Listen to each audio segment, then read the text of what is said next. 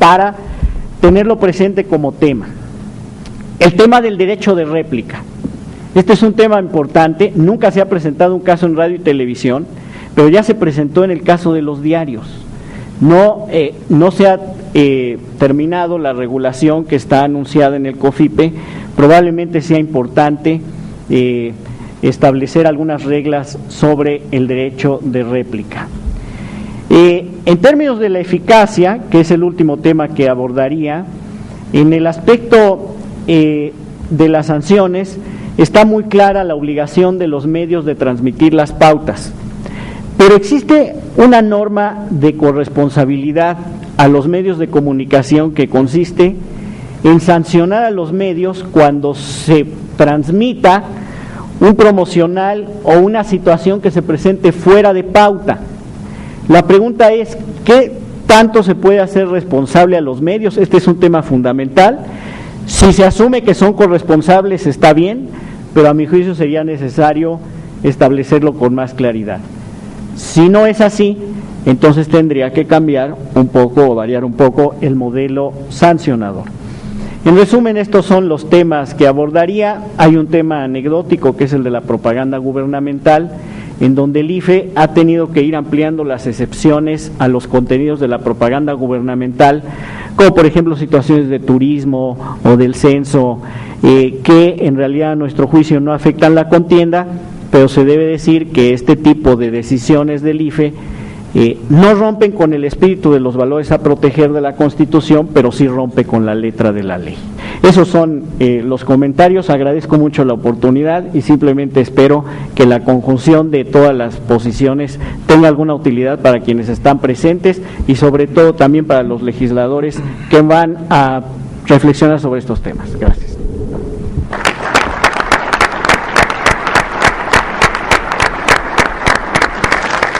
Muchas gracias, consejero Virgilio Andrade.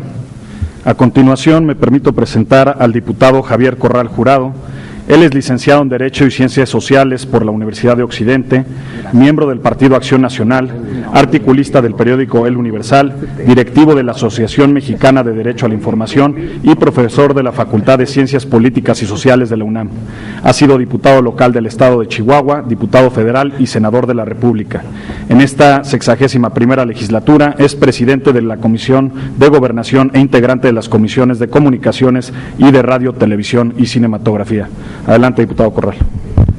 Muchas gracias al diputado Andrés Macié por haber aceptado moderar esta mesa. Me siento muy honrado en compartirla con todos y cada uno de ustedes y por supuesto con nuestro amigo el senador Pedro Joaquín Cotwell, presidente de la Comisión de Puntos Constitucionales del Senado.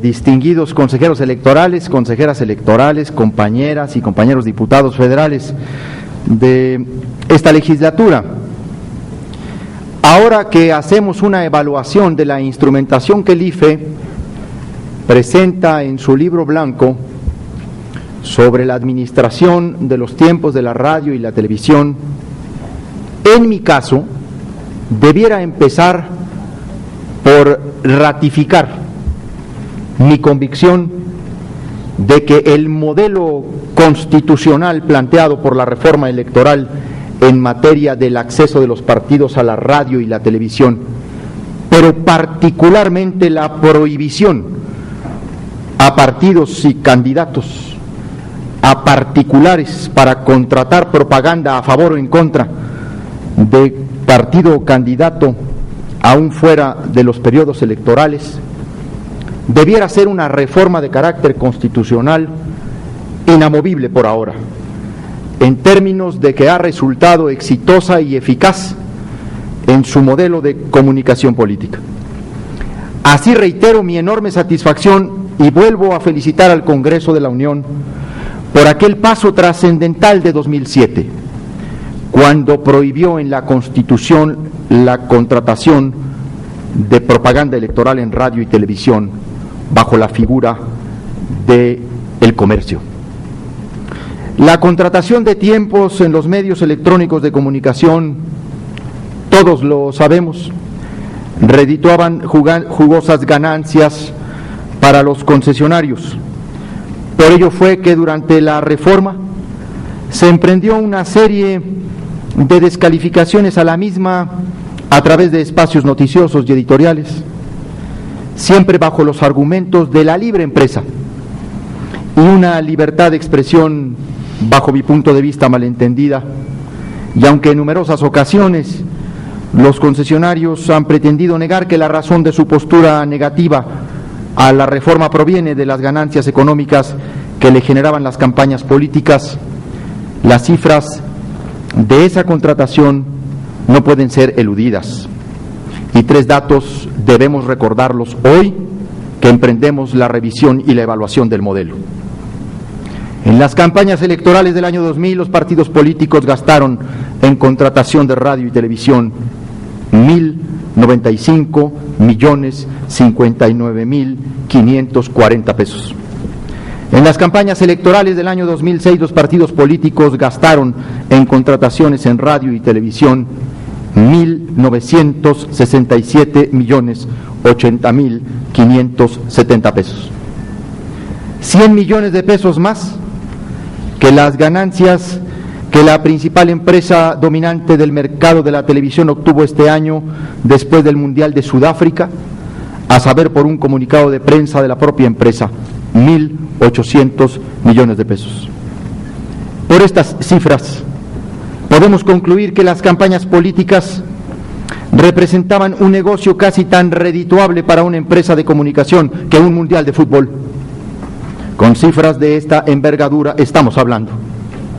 Pero algo más doloroso, quizá, para esa relación que se originaba entre empresas de radiodifusión y actores políticos, fue que las fuerzas políticas se unieron en un consenso para eliminar de la relación una moneda de cambio como lo eran las tarifas diferenciadas a partidos, a cambio como forma de pago de favores políticos y legislativos a las empresas.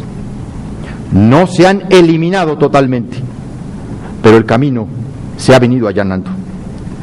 De esta forma se redefinió la relación del poder político y los medios electrónicos de comunicación, y la clase política se reivindicó frente a los poderes económicos. Ante esta prohibición, se estipuló que los partidos accederían a la radio y la televisión a través de los tiempos oficiales, tiempos públicos, compuestos por los tiempos del Estado y los tiempos fiscales, los señalados en el decreto del pago de un impuesto especial, como en el específico de la Ley Federal de Radio y Televisión.